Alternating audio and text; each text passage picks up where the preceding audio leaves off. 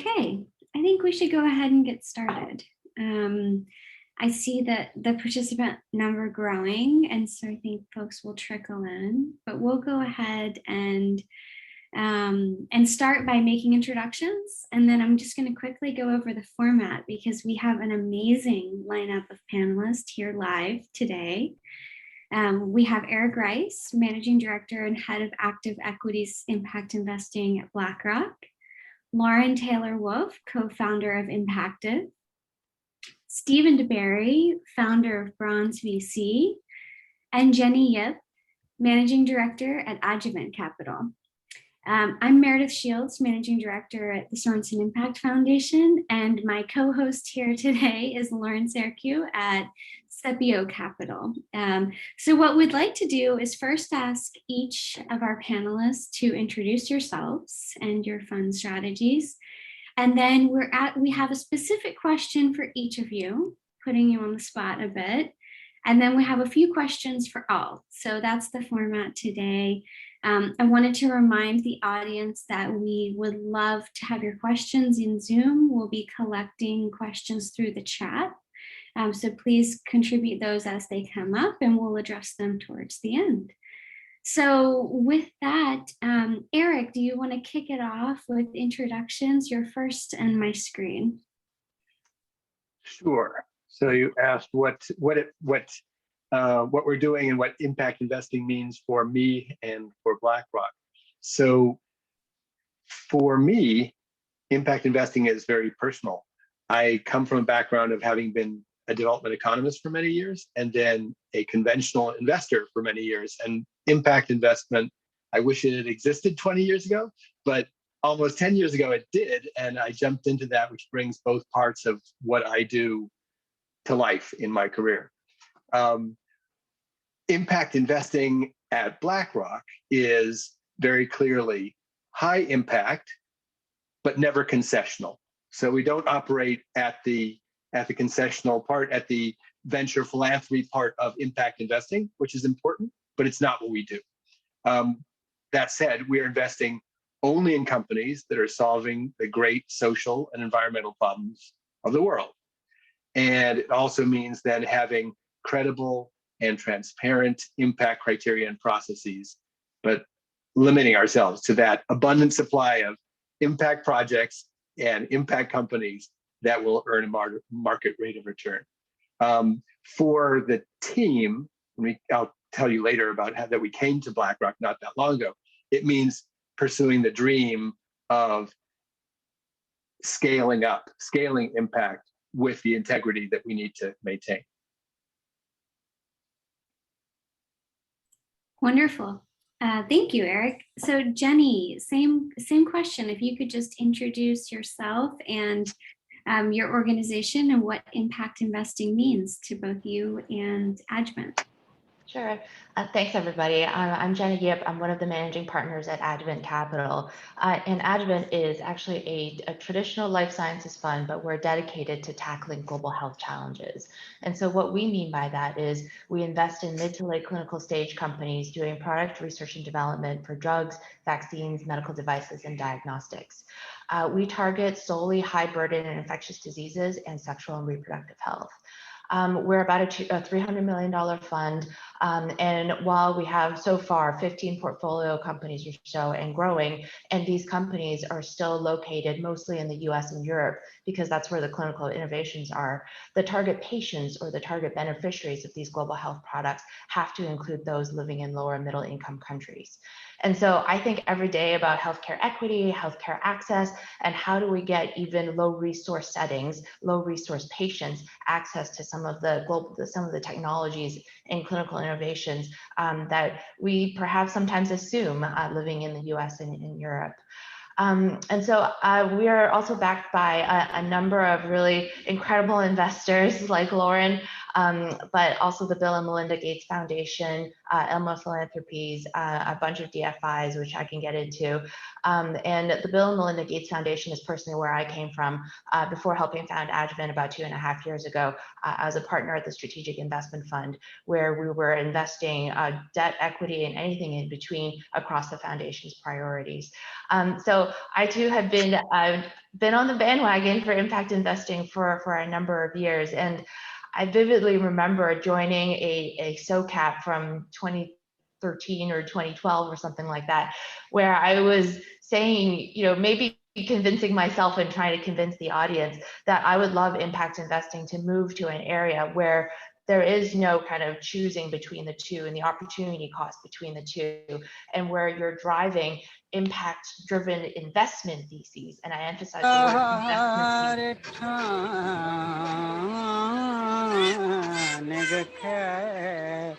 investment.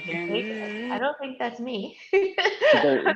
That's somebody strongly agreeing with you, all the way from India. Oh, thank you. That's great.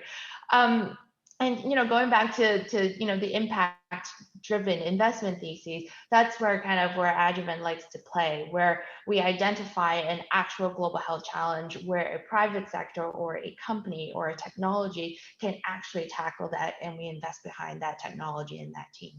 So I'll stop there. I can go on forever. Love this space.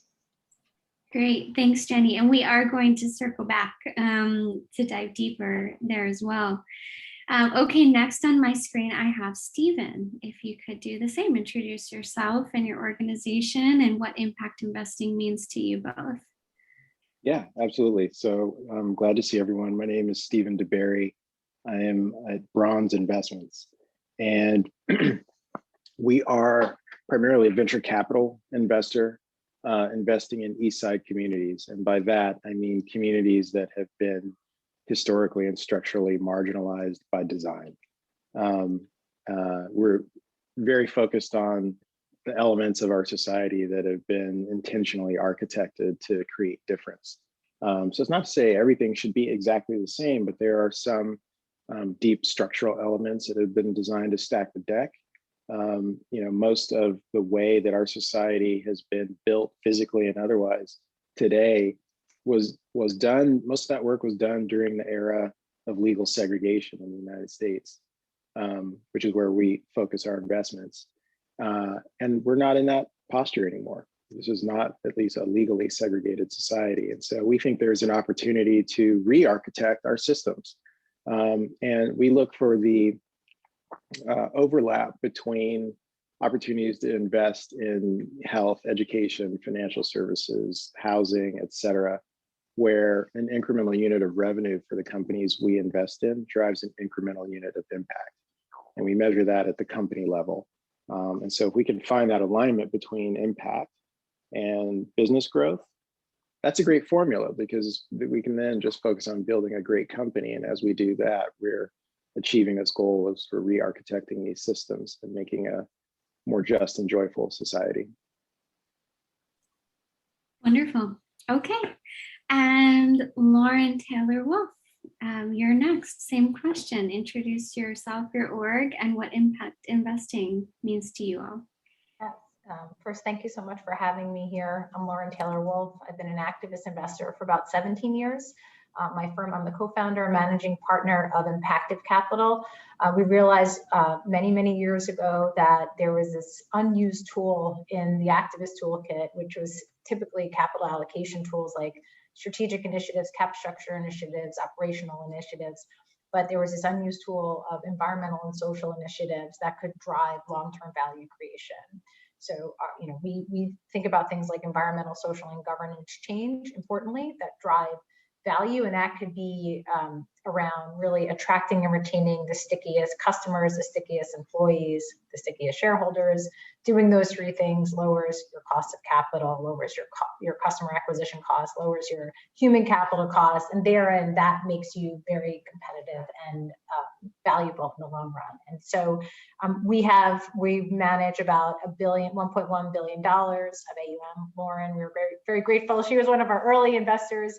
And we're just, we have a portfolio of about 10 to 12 names at any point in time. And then we either join the board of these public companies or engage with CEOs, CFOs, and the boards of these companies to think about how they could focus their ESG initiatives in a way that drives long-term returns for all constituents. And that, that's really our mission. The vision is that over the long run, if we can make these changes, not only have we impacted just one company in an industry, but in the long run, because those are the most competitive businesses and companies in that industry, we've impacted the entire industry, as they all have to follow suit.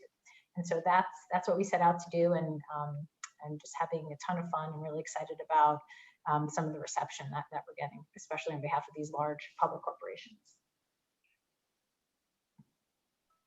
Great, thank you so much, Lauren, and thanks for all of our panelists for being here. Now that we know kind of what you do and what impact means to you, we're excited to dive a little bit deeper and give you all 5 minutes or so to really dig deep. And this session's about opening the playbook and shining a light on the types of impact investing that you all are doing. So with that, I'll start with Stephen. And Stephen, I know you spoke to everyone at the conference earlier, so we've all gotten a little bit of a flavor of what you do. But promoting racial equity through investments has been a big focus over the last year, particularly in light of recent events. Talk to us about your investment strategy at Bronze and really your thesis around East Side investing. Yeah, happy to build on it. And, let's make it a dialogue, because I've already given my comments, and I think I'd like this to be as helpful or relevant as it can for folks. But the core idea is, basically what I stated at the outset. We have a very long history in the US and globally for that matter, but particularly in the US, a very long history of building environments to reflect the society that we want to have.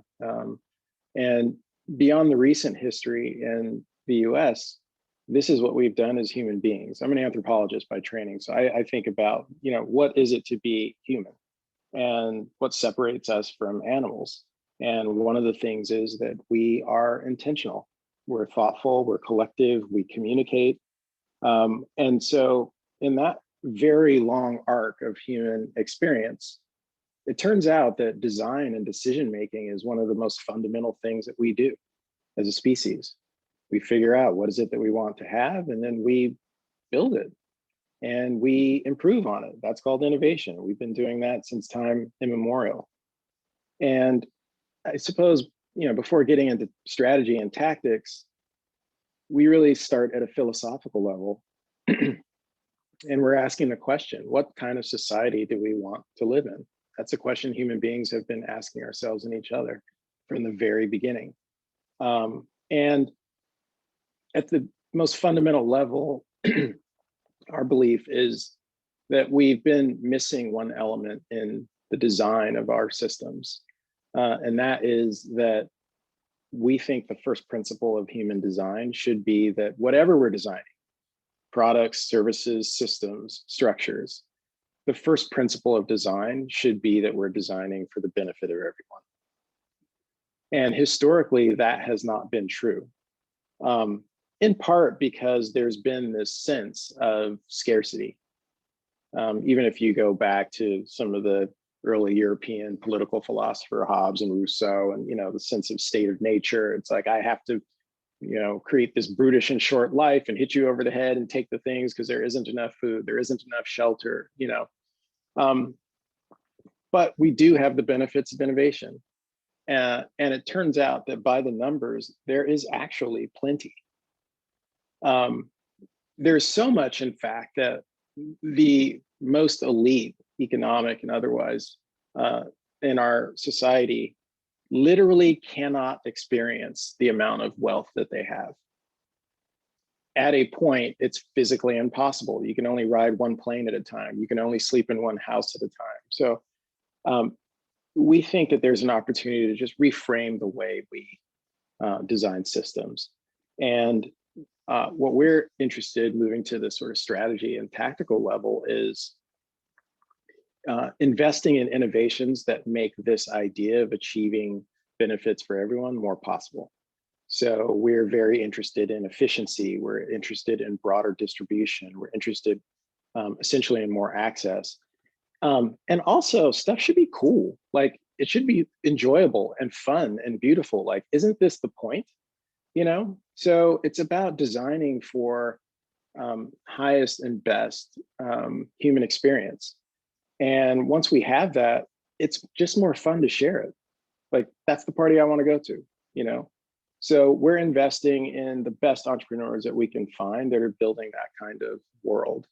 And we're having a ball doing it.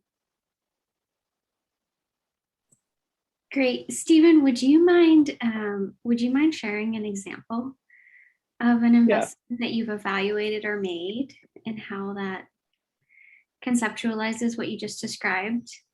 Yeah, absolutely. So right now I am logged in from a city called East Palo Alto, which is near Stanford University. It's here in the San Francisco Bay Area. Here's a curious fact about East Palo Alto that a lot of folks don't know. In this entire city, there are only 2 places to eat with a metal knife and fork, which is kind of crazy when you think about it. Like it's 2021. How does that even happen? The only 2 places you can eat with a metal knife and fork are on the west side of the freeway, which is, you know, if you knew the geography here, it's not really considered part of the community. You do have to cross the freeway to get to it. It's in the Four Seasons Hotel. So not just the freeway, but economically inaccessible to most folks who live in the community. The only other place you can dine with a metal knife and fork is the IKEA cafeteria. That's the deal. We think that's completely broken. One of the artifacts of that is that nutritional density is very low in the community. And one of the results of that is that diabetes is very high. So we've got an investment in a company that's reversing type 2 diabetes for communities like East Palo Alto, and there are many of them that don't have the nutritional density that they deserve, and therefore suffer vastly disproportionately from diabetes. And, you know, as I was talking about innovation, the reversal rate for diabetes is 0.4%. That's the standard of care, the medically expected reversal rate. So basically 0 if you round it. We've got an investment in a company that has a clinically proved reversal rate of 60%, 60%. And this is a good example of what I was talking about, Meredith, in terms of the alignment between a company's revenue generation and the impact that it has. Because every time we sell an instance of that service, obviously the company is getting bigger, but not only are we also healing people from this disease, but by virtue of the epidemiology, who has this disease and where are those folks? As this company gets bigger, it has a larger and larger outsized positive impact on the folks who are most affected. So we love that example, and companies like that, where you have this alignment between the way the company generates economic growth and the process by which they're creating, you know, impact in the community. Wonderful. No, that's something at Sorenson we are 100% aligned, and that intertwined metric is something that we look for as well. I think talking about the health outcomes is a good transition. Jenny, I wanted to ask you, I'm sure you've been on the spot with these questions over the last year and a half a lot. So focused on global public health, a lot of people I know on this panel and who are participants certainly have been focused there over the last year and a half in particular. Excuse me, could you tell us a little bit about your investment strategy and maybe do the same thing in terms of giving us a couple examples of your investments and how they're contributing to better health systems globally? Yeah, sure, absolutely. And I think at Adjuvant, we approach kind of improving health outcomes in a number of different ways. First of all, because we are solely focused on infectious diseases and sexual and reproductive health, that naturally will lend itself to targeting geographies and targeting populations that are suffering most from infectious disease and lack of access to contraceptive, et cetera. And so for us, those geographies are in Sub-Saharan Africa, South Asia, Southeast Asia, and Latin America. And so what we've been doing even before the pandemic is thinking about who gets the most sick from what types of infectious disease, identifying those at the highest level and targeting those diseases.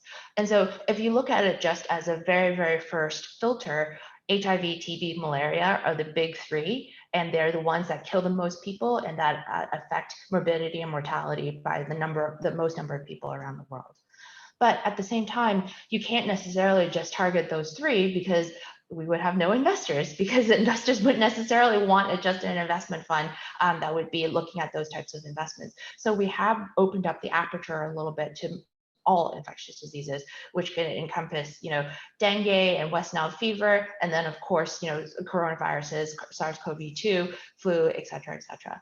And so when we think about the epidemiology of diseases, what gets you the most bang for the buck, right? You can have drugs, you can have something that treats a patient once you get sick and treat it in an efficacious manner or in a mildly efficacious manner. You can think about diagnosis, because if you don't know what you have, it's really hard to treat. And then you can also think of medical devices to treat those infectious diseases.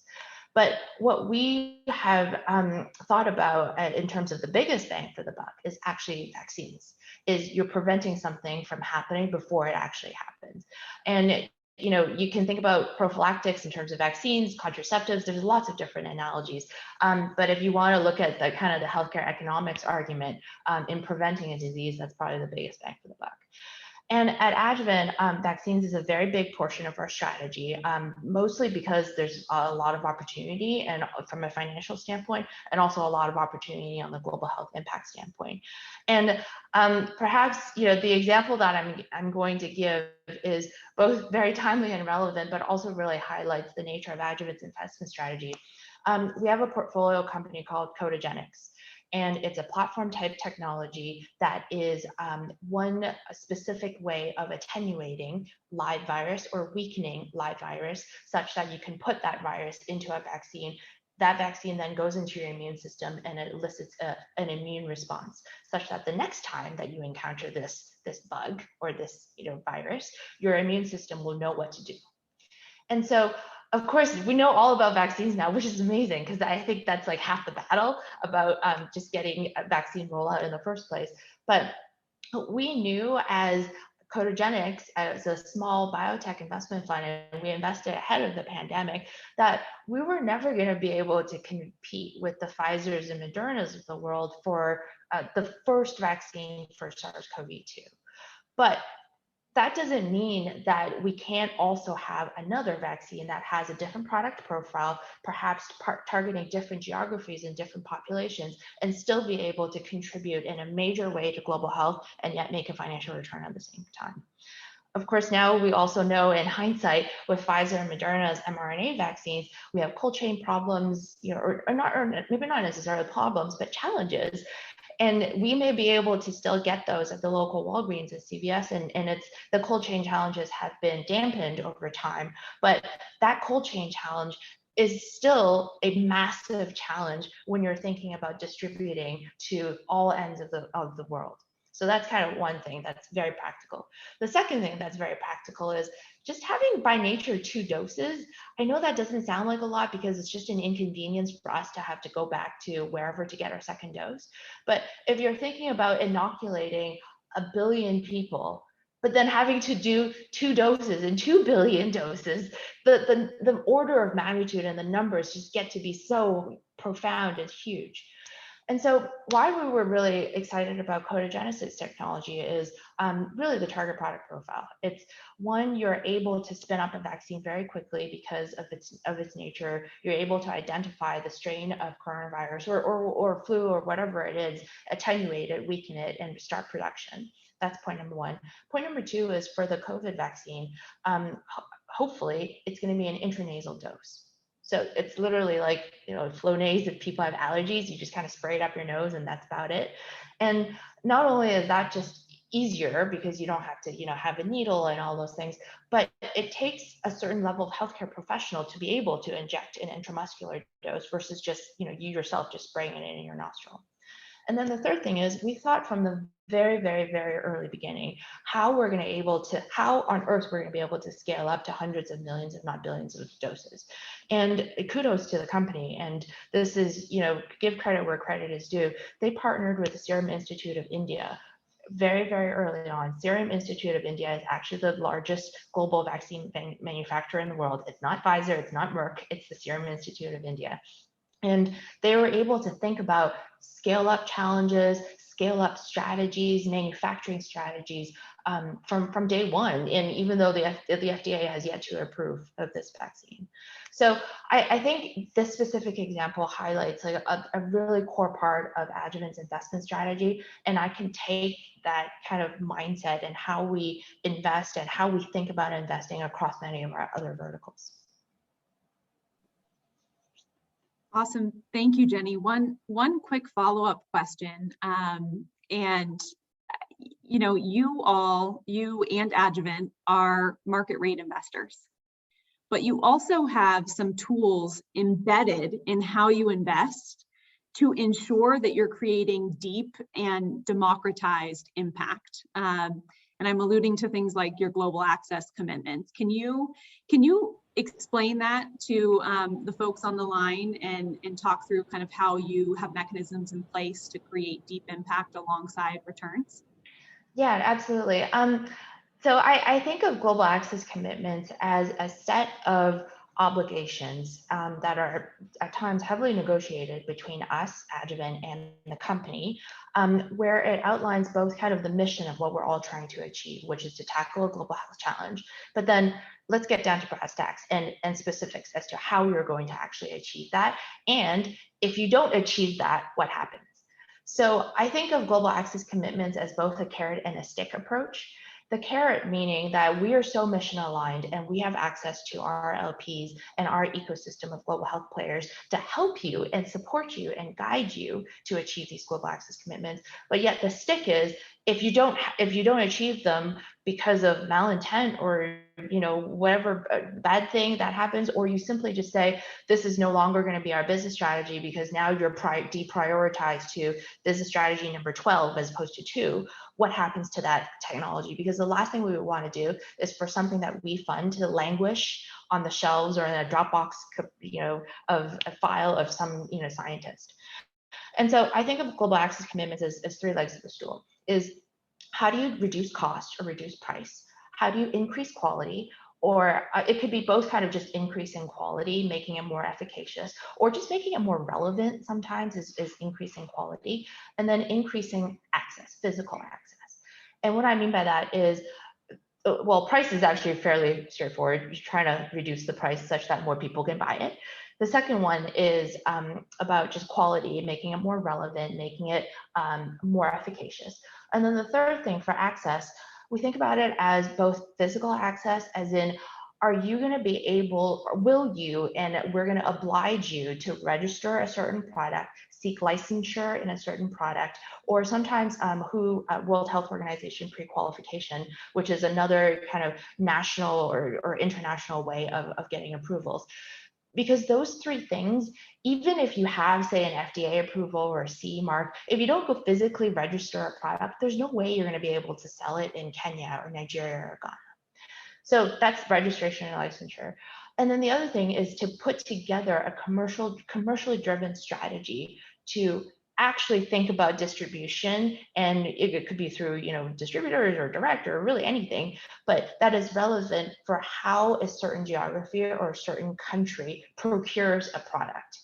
And so sometimes it's easy because vaccines are procured most of the time in low and middle income countries through Gavi, the Global Vaccine Alliance, and then other times it's ministries of health, and that could sometimes also be easy because you're talking about the Ministry of Health for the government of India, like that's huge. But oftentimes we're thinking about distribution strategies that will have to go through middlemen or middle companies, simply because the ministries of health, even for a country, is relatively small. And so those are kind of the three pillars, and of course there's a million ways till Sunday that you can structure a legal agreement to make these binding commitments both kind of workable from our perspective and workable from the company's perspective. But that's how we think about global access. Excellent. Thanks, Jenny. That was really helpful. So let's switch gears a little bit. We've heard from both of two of SIF's private investment managers. We're going to transition to the public markets. And Lauren, I'd love to start with you. And I don't think I'm going out on a limb by saying that it's not often that you hear of hedge fund managers talking about driving investment value through ESG principles. So you're incredibly unique, I think, from that standpoint. Tell us a little bit about why you started Impactive and the types of ESG initiatives that you've driven at your various portfolio companies and what you're proud of to date. Yeah, thank you. So it's true. I think we take a very unique approach. Most people are looking at ESG from a risk overlay perspective, but over the past decade, it was really important to me to make sure, one, that we were having impact and giving back and not just manufacturing earnings growth for any given company in any given moment. And we view that as very short-term oriented. And what we saw, and even in the early, like 2010 to 2015, as we were diligencing companies, it became increasingly clear that just through diligencing these companies, so speaking to former executives, speaking to customers, speaking to former leaders and board members, that people were voting their dollars and their time in a way that most closely aligned with their values. And that was becoming increasingly important as companies think about, again, I think the three constituents are customers, shareholders, and employees, and attracting and retaining those. We thought that there was this huge opportunity to use environmental, social, and governance change, again, in a way that drove value. And we found that there was a lot of BS, frankly, across the public market institutional investor universe. And we just set out to prove that this could be done. And that this can have lasting change. And so, as opposed to just putting on some ESG risk overlay and checking the box on here are the ESG values of this company, we wanted to be proactive. And I think I was checking Slack. It's my first time using Slack, and I was checking. I think someone asked a message of how do you value this? And I think that's a really important question, especially for public companies that are measured again based on so many financial metrics. First of all, ESG change is longer term in nature, right? So we engage with companies around making acquisitions, doing leverage recap, cutting certain extraneous costs to drive margin enhancement over the long run, or making certain investments that have long-term IRRs. And that's all, much of that can be achieved in a quarter or a year. The ESG change that we try to drive, it's longer term in nature. It has this sort of compounding and snowballing, almost cumulative effect. But we have to put numbers around it. And so I can give a few examples just because I think that helps to sort of bring our strategy to life. But within one of our environmental companies, we invested in a hotel company, and we encourage them to really drive environmental products like motion sensor detectors or LED lights or smart HVAC systems because energy was such a big driver of the operating costs of the business. So we encourage them to install it into brand standards, not only for their managed hotels, but also for their franchisee base. And it's a win-win-win, right? We calculated that they can flex their muscle because they represent 8,000 hotels. Their franchisees are, it's certainly a capital outlay, but these things have a 1-year payback, and then it causes them to save on their operating expenses anywhere from 10 to 25%. So it grows their margin 125 basis points, 250 basis points. And for Wyndham, which is our hotel company, it was a system where because you offer better returns and better margins to the franchisees, you attract more people to choose your brand over competing brands, which grows your business. So that's an example of where we can link the investment to the dollar and cents of the outcome and how it drives long-term returns, over a multi-year period. We have an auto dealer where the most valuable piece of the auto dealer business today is the parts and services business. It's become a razor blade model. And there, throughout the industry, both for auto dealers and collision centers, there's a labor shortage, right? They can't attract and retain new auto technicians and mechanics faster than they're retiring. And we said, well, hold on, let's peel back the onion and really understand the labor pool. And what we realized was that they were overlooking one candidate pool entirely, and that's women. Women represent less than 2% of auto mechanics. However, they dominate the industry as customers, spending over $200 billion annually. And so what was super interesting to us is, hold on, you've never even thought about attracting and retaining these individuals. So think about how you can, right? First thing was, let's build like changing stations and bathrooms in your parts and facilities centers. That might be a no-brainer, but like, so now 60% of their parts and services facilities have that. They're the first publicly listed auto dealer to offer paid maternity leave to women in their workforce. They're going to a 2-shift per day and 4-day work week. This allows for things like childcare and elder care, which disproportionately fall on the shoulder of women. And the way that we got them to make these investments was we showed them, hold on a second, if you could take your utilization, because their parts and services bays, which is the bays where they hoist up the cars, if you could take that utilization from 50% up 10% to 55%, that will drive a 20% value to your overall enterprise. Why? Because the parts and services business is the fastest growth, it's the highest margin, and it enjoys the highest multiple because it's the best business. And so we had to convince them with the dollars and cents to make that investment in the benefits package, in attracting and retaining more of these individuals, and also like investing in women's bathrooms and changing stations for their greaseware. And so they've doubled their number of female mechanics, but that's going from 5 to 10. We need them to get, this is the type of thing that will grow their business, but it will happen gradually and over a longer period of time. And the important thing is now we're noticing Carvana and other auto dealers are taking note and they're following suit. And I think this has a self-perpetuating type impact that'll drive this business forward. So again, we're changing one auto dealer, but I hope that we have an impact on an industry. And that's how we calculate, that's how we measure it. That's awesome, Lauren. Thank you for those examples. One quick follow-up question for you, if I may. How you've been doing this kind of activism for many, many years. How are companies responding to ESG initiatives today? And has that changed at all over the course of doing this strategy? Yes, great question. It's been fascinating.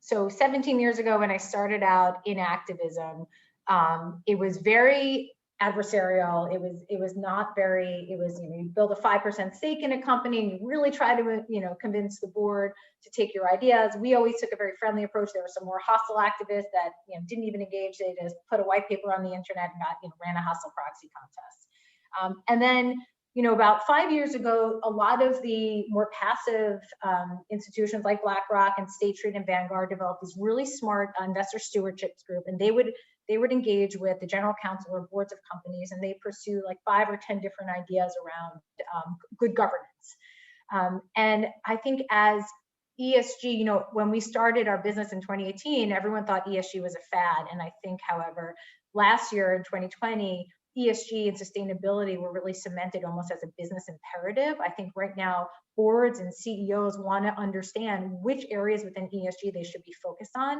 And because we focus on economic materiality and we lead with both the qualitative and the quantitative metrics as to why these certain initiatives will drive long-term business value and enhance, shareholder return, they're starting to listen to us. So whereas what's so interesting is, as an activist, we're in the business of influence, right? We want to influence a CEO and a board to make the changes that we'd like to see happen.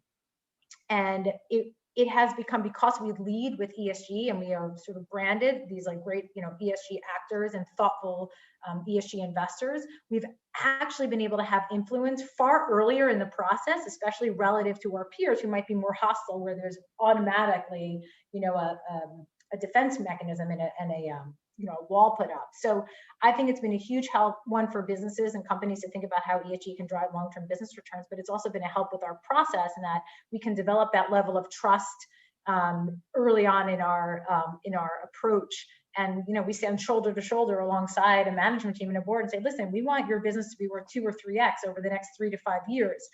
listen to us. We're coming to, we're putting our money where our mouth is, and we're trying to help you focus on the right ESG initiatives that's going to drive long-term return. And it's very hard to dispute that type of argument. So recently, I would say it's been, talking about these ESG changes that drive returns has been a huge help in terms of garnering influence, which is really the business that we're in. Thanks, Lauren. That, I think it's so inspiring, just that idea that ESG metrics can also create value within companies, and that's a message that I think speaks to a pretty broad audience. So thank you for providing that context. Eric, I want to focus on you for a moment. So you were tapped to run the first actively managed impact equity strategy at BlackRock.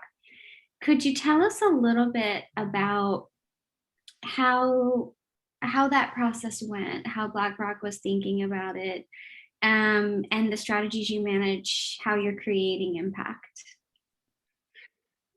Sure, thanks. And when BlackRock tapped us in 2019, it was in part to continue doing what we've been doing for several years before, which is managing this fund. Not the first in public markets, but the first diversified across planet and people themes. And so that was part of what we're being brought there for. But the other part is also exciting, was to act as a flagship for BlackRock's broader shift to sustainable investing that Larry Fink, the CEO, has been so vocal about, to make sustainability the standard of all investing at BlackRock. It's very heady to think about that. And so we're defined as the flagship of that, or the point of the sphere, if you want. And that's been a pretty exciting motivator for the team. And the idea that we can be then scaling and improving the quality of our impact investment strategies, and also the others that are trying to be more sustainable strategies. So we're working on two sides of this.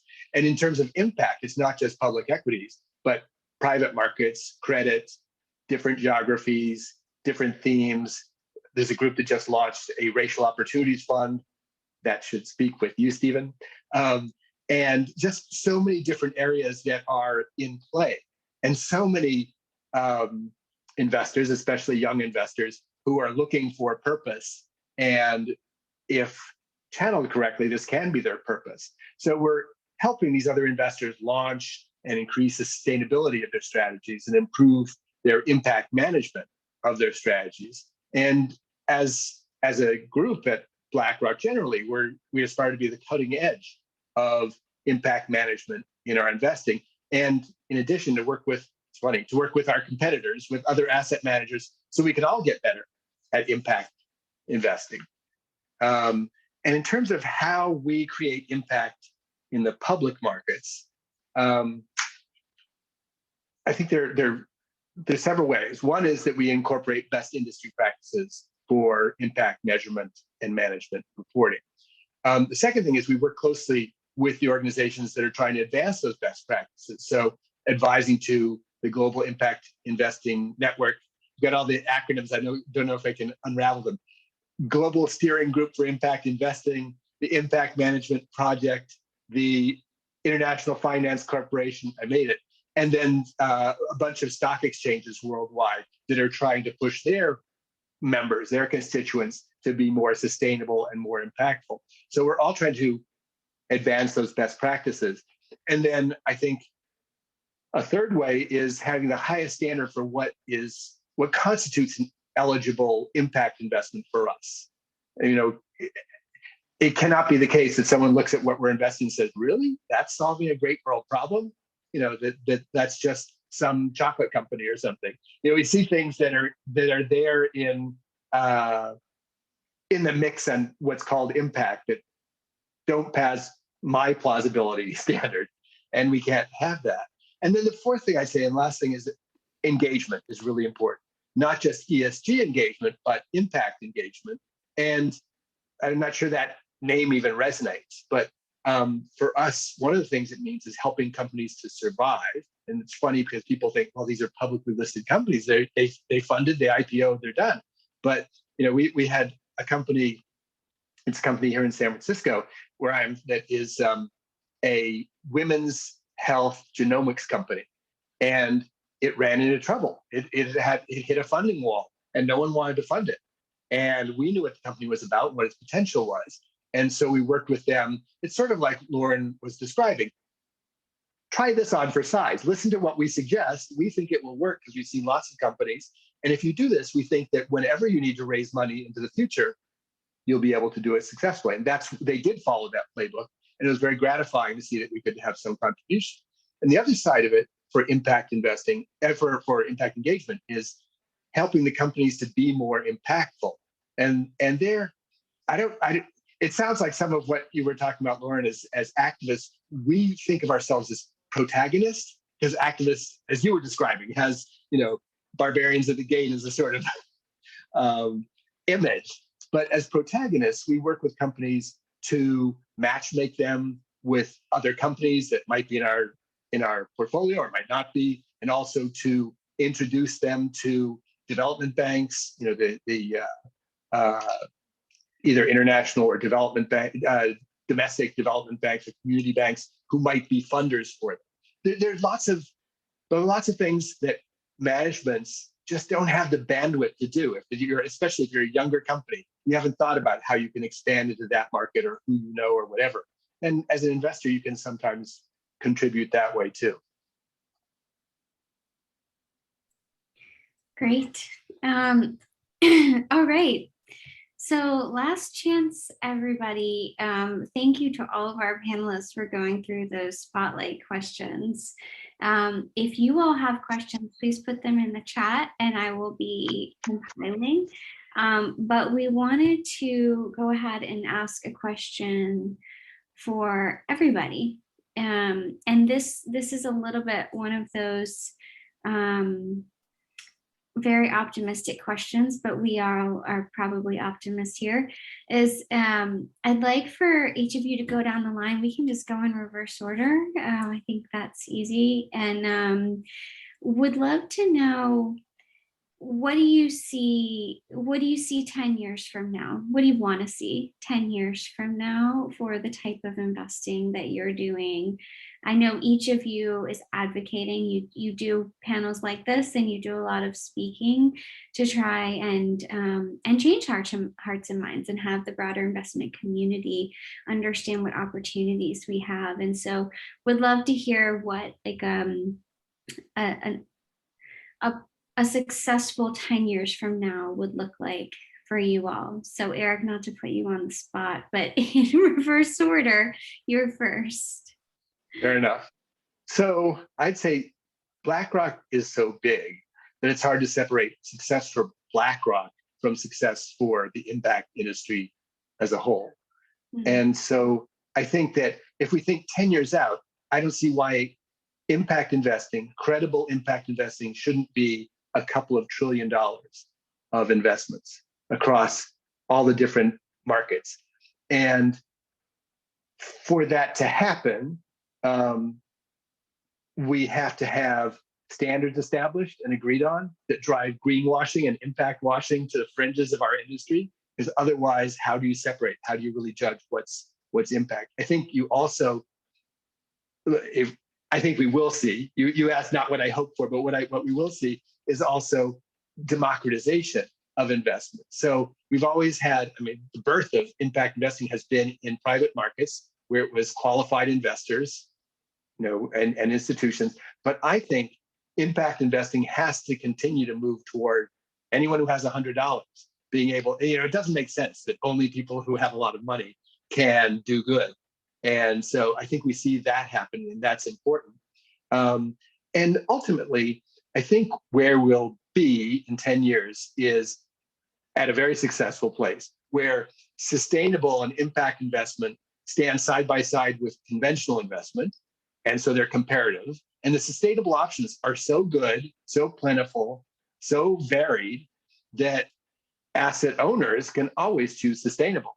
And why wouldn't you? Confronted with both, why wouldn't you choose the one that has a return like, that has an exposure like, that does much the same thing, but also is invested in companies that are solving these great problems of ours. Wonderful. Great. Thank you. Okay, next up is Lauren. Okay. So in 10 years, No. I agree with them. In 10 years, I hope that with both performance of both our fund and the outsized returns we're putting up, as well as performance on behalf of the companies that we're investing in, convince other investors to take this on board as sort of meaningful criteria and really start the hard conversations that you have to get companies to change in the way we want to see them go in a more sustainable direction. So 10 years from now, I agree with Eric. I think this has to be part of just investing. It's not separate. It is just part of the process, the way we pursue our process, and it's just simply part of our process. And I think, long-term wise, more and more companies will recognize that this is an imperative and it's simply a way of doing business and way of competing better. For the institutional investor community and asset manager community, we think of ourselves not only as shareholder activists, but as customer activists. And this is something that I'm really excited about, and I'm hopeful will encourage other public market investors to join us and private market investors. But we have demanded from all of our vendors, so from Wall Street, like Goldman Sachs and Morgan Stanley, and all of our sell side firms that support us from the trading side and the sales trading side, from our lawyers to our accountants to the research vendors we've used. We've said, we'd love to give you our business, but we want to be covered by a diverse team. And if you can't cover us by a diverse team, then we're taking our business elsewhere. And believe it or not, there were 2 investment banks that could, and they were middle-sized investment banks, but they said, sorry, can't cover you out of the New York office. And I said, so just to be clear, you have no trading professionals who are non-white males in the New York office. And they said, yes. I said, well, fix it in 3 to 6 months or you lose my business. And sure enough, they fixed it. And so I see us as not only shareholder activists, I see us as customer activists who are, we have $1.1 billion, not quite as much as Larry Fink and Eric at BlackRock, but we have this huge opportunity. If I can convince my peers running trillions of dollars of assets to use their voice as a customer, we can change the demand function. And we can see what I believe will be a more diverse and inclusive workforce throughout both the financial services industry, but a lot of the support industries and services. So that's a different flavor on where I see 10 years from now the overall business going. Great. And I echo that. I think what I heard both of you say is that in 10 years, you want to see that people think about the different variables of an investment differently, and that we've experienced a true culture shift in what we value as we're making decisions, which I am hopeful for as well. So Jenny, you're on deck. 10 years from now, where do you want to see Adjuvant and the industry? I think I have 2 points. One is going to be very similar to what Eric and Lauren was saying about, making sure that the industry recognizes impact investing, more impact investing and whatnot. But I think for me, very specifically, in 10 years, I truly hope that there will be more adjuvants out there. And I don't mean just, Adjuvant Fund 2, 3, or 4, but I mean other emerging managers that also take on a global health investment strategy. And why I care so much about that is, coming from the Gates Foundation, where we had billions of dollars to spend, and I know at Adjuvant we only have hundreds of millions of dollars to spend. That was still such a drop in the bucket compared to what is actually needed to rectify or to improve global health access around the world, that I feel a profound responsibility to make sure that I can prove to investors, like a lot of people here on the phone, that global health investing is both a viable investment strategy and also viable as a global health impact strategy. And if there are other adjuvants out there, it probably, hopefully, will mean that I have done my job in proving out that global health investing is viable. So that's kind of point number 1. We need the trillions of dollars going into global health investing, not the hundreds of millions of dollars. And the second thing, maybe, and this is more of a micro approach, but we are a clinical innovation and research and development fund. We're a life sciences investment fund. And so there's only so much we can control in terms of after you get the FDA approval or the CE mark approval, what happens in the healthcare systems that is necessary to absorb these kinds of clinical innovations. And we sometimes I feel very frustrated when I say, I have this great product or semblance of a great product, and I'm trying to lay the groundwork to convince the Ministry of Health to take this up or even consider it. You don't even have to buy it yet. But the lack of investment at the primary care healthcare systems level in some of the countries that we're talking about is still really, really below what it needs to be. And there's only so much Adjuvant, can do to help that. But if we're looking forward 10 years, I would hope that there's going to be, even more investment into the primary healthcare system around the world. Wonderful. Okay, and Stephen, you've had the most time to think about this. 10 years. I mean, I'll bring up the rear. I really would just build on and extend what everyone else said. I think for bronze, I would like to have many more examples like the one I gave you that demonstrate to the market that we can, in fact, actually, it should be inane to even have that conversation in 10 years. Like, can you have returns and impact? That's just so pre-millennium, that whole conversation. Let's get on with it. I also think, I fully expect that we will, all of our firms will have grown at a level that's probably startling. I don't know if this is being recorded, but if we actually look back at this conversation today, 10 years from now, I think we'll be alarmed. It will be shocking how much success that we will achieve. And to me, what that signals is the potential for us collectively to graduate, because I do think that we have sort of preoccupation with the numbers and the financial side of things. But I think where the action really is, which did come up, you mentioned it, Meredith, is in the realm of culture. If we start changing the way we think about ourselves and each other together, and the meaning of the systems that we're building and how that interfaces with our society. So I think about things like the immediate investment imperative to intersect with the transition to net zero climate agenda.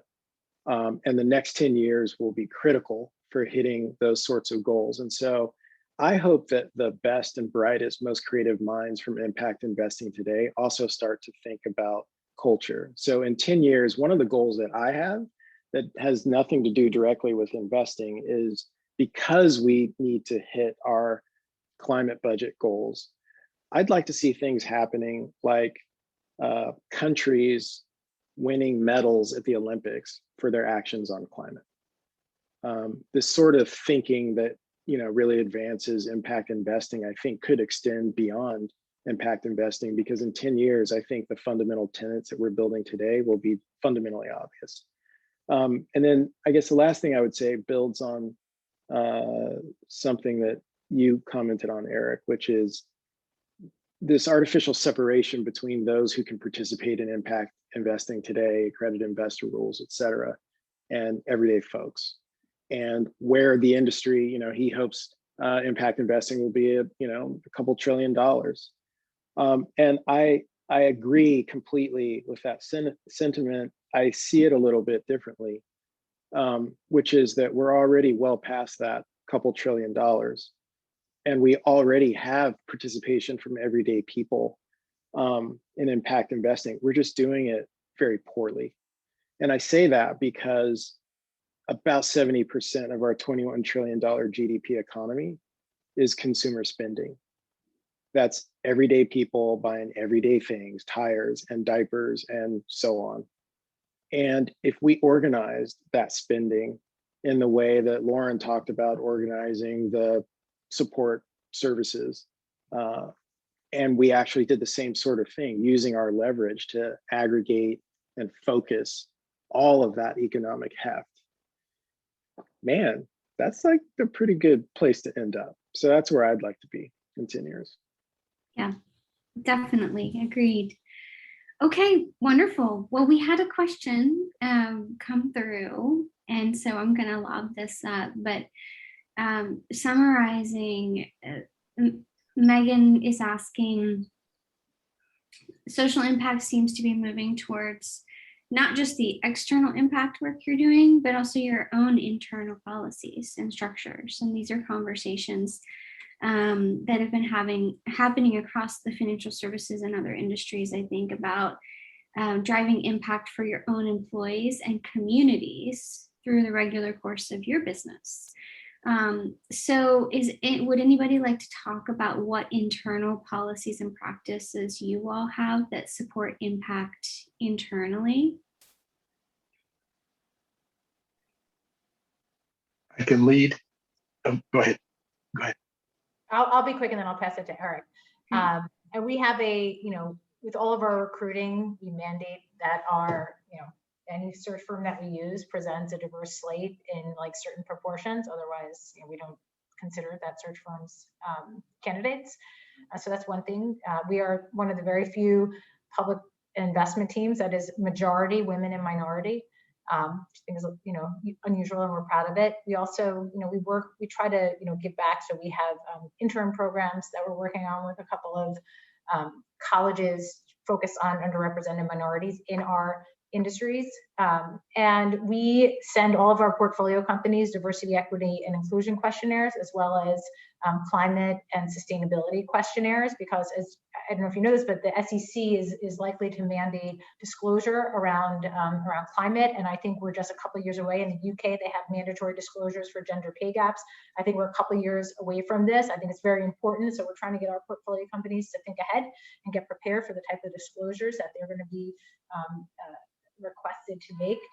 I spoke about how we demand to be covered by diverse teams for all of our vendors. That when we're customers, we want to make sure that we're using our dollars in a way that's could impact the demand function and society and culture. And then lastly, we do things like, so we're donating, our office space was empty, and actually in my work, getting to know, someone mentioned Patrice Banks in the chat and a girls auto clinic. So we introduced Patrice. There's a woman, Audra Forden, who runs Great Bear Auto. We introduced her to our auto dealer company, but in that process of getting to know the female mechanics and collision centers out there, we met a young woman, Judeline, who's the senior most plumber in New York. She's involved with the plumbers labor union, but she's trying to help women access the trades where they're less represented. And so we donate our office space for her to do workshops. And she hosts workshops with kids who are 10 to 20. These are a lot of kids from inner cities. So she's teaching them how to fix plumbing issues. She teaches them certain electrician tools of the trade. She teaches them how to use a power drill. Importantly, she teaches them how to change their door locks. A lot of these young girls are victims of domestic violence. And so we've donated our office space just for workshop purposes, especially in COVID when it was idle. So those are some of the things that we're doing internally in our organization. Oh, and we're net neutral. So we've worked with a number of the carbon offsets. So we've reached net neutrality. I was going to say that like all progressive companies, we're working toward all of these things of diversity and environmental sustainability of our operations, and particularly before Larry put out his last couple of letters, the observation was we better have our own house in order if we're going to make this commitment or require this commitment from the companies we invest in. But I'd also point out that one useful way to think about this is empowering employees themselves. So educating employees about diversity and inclusion, about sustainability, but then creating ways for them to express their own purpose. So we've had a big movement around purpose. The UN also has a program for companies to be able to imbue their staff with this sense of purpose and empowerment to move the organization more in the directions that we like to see. And so I think that's the other thing to think about, is that it can't be just suits who are making these decisions about how green or how diverse an organization will be. It's going to come from the grassroots, and there are ways to make sure that even your newest employees know that they have the power to push some of that forward. Great. Okay. We also had another question about, and this is a big question, so I'm going to take a piece of it. What other pieces of infrastructure need to be further solidified to ensure that there's enough opportunity to absorb the growth in impact investing? I know, Eric, you had mentioned impact measurement. I know everybody on this panel has rigorous programs around impact measurement as part of infrastructure. Does anybody want to comment on the infrastructure in the impact investing space and what you see as maybe the biggest priorities and things that we need to further refine as we're going to grow capital flows into the sector?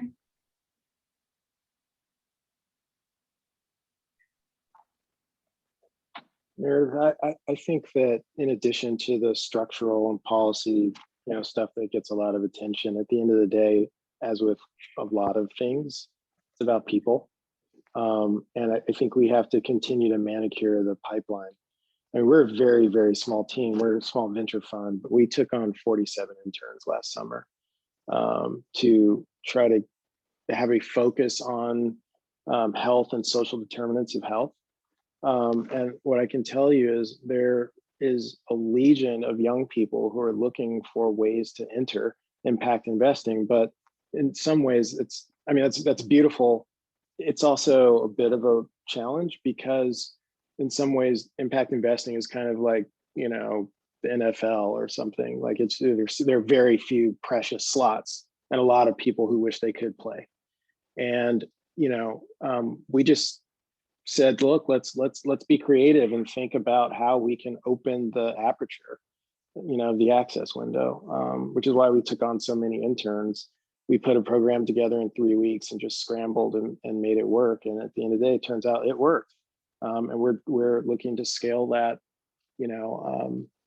this summer. We're back at it again. We're experimenting and we don't know how or if we'll pull it off. We probably will though. But we're trying to bring in 3,000, using, and that's the level of demand that we've had. And we had, the same number of slots, but the thinking was, look, we have digital technology, we're creative, we're doing amazing work, and all these people have energy for it. Like, let's figure out a way to get them connected. So I don't know, I think there are variants of that kind of dynamic in most parts of the industry. And so I imagine what the industry will look like in the future if we actually, in addition to all the measurements and, sort of mechanical things that we're doing, if we actually focus on preparing the next wave of talent. Yeah, and Meredith, if I could jump in just with a slightly different take on the question. I think when Adjuvant does impact investing, we actually oftentimes co-invest with other investors that do not do impact investing, and that sometimes is a little bit like, it boggles the mind how that could reconcile each other. And I think one of the infrastructure things that would be really helpful is the LP community, meaning pension funds, university endowments, like the who's who of the LP community, really requiring other venture funds or private equity funds or whatever it is to think about some of these impact measurements that is not just about, a check the box type exercise, because I don't think you're really going to change the investment thesis of, other, billions of dollars of other, private equity funds out there without changing the LP's mindset. And so that is both kind of an Adjuvant specific comment and also just like a more global comment. But I think we need to go to where the money is, and that's at the LP level. So. Thank you, Jenny and Stephen, for your comments. Maybe this has been an excellent discussion. You all have been incredibly generous with your time. So maybe we do one final question just to wrap up this excellent session. And the final question, we'd love it if you'd all kind of participate. In an effort to kind of see impact investing become the norm and become investing, we'd love to kind of drill into what do you wish potential LPs knew? Or what any challenges that you've had in telling your story or getting capital allocated to your strategy? And this is hopefully will inspire folks on the line and more broadly. So who'd like to kick us off?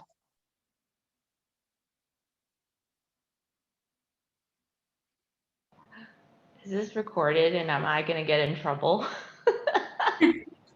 No trouble here. It's definitely recorded. I'm totally kidding. And maybe on that kind of comic relief moment, I think I wish our LPs, of course they know kind of, and we have such a supportive group of LPs that are really trying to help us not only push the envelope on how we think about impact investing, but really getting down to brass tacks, like portfolio company needs X, and can you help me with Y? Like that's the kind of support that we get from our LP group, which is absolutely amazing.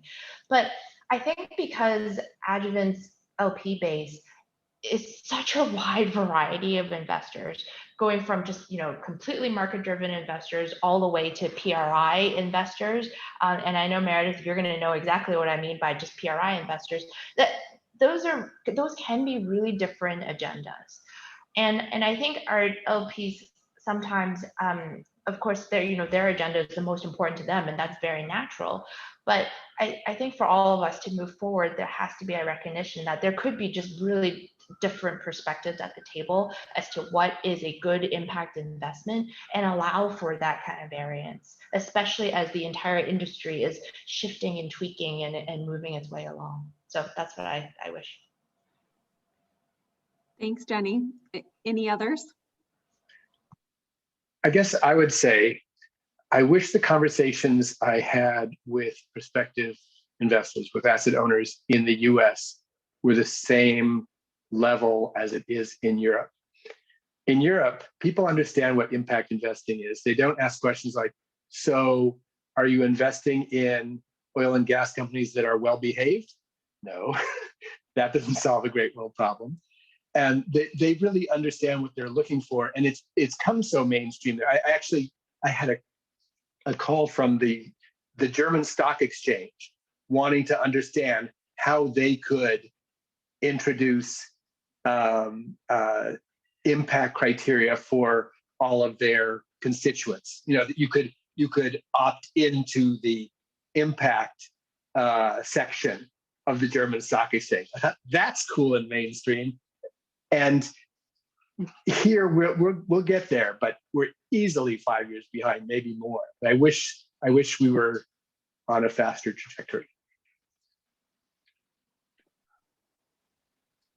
I will add a couple of comments, and I wish we were in a real physical gathering so we could have like cocktails after this for the actually really good stuff, but I'll give you like only mildly scintillating.